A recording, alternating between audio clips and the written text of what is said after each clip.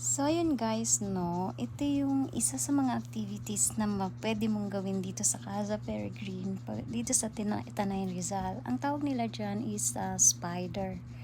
Maganda yung view niya sa taas, tingnan mo, napasayaw pa ako pagdating ko.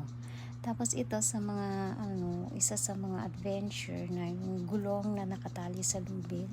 Ako dyan nag-start na manginigang tuhod ko hanggang sa mga kahoy na yan.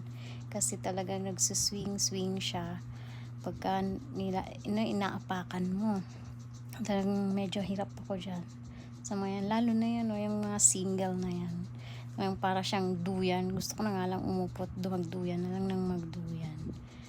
Tapos yun, kahit kinakabahan, tuloy pa din.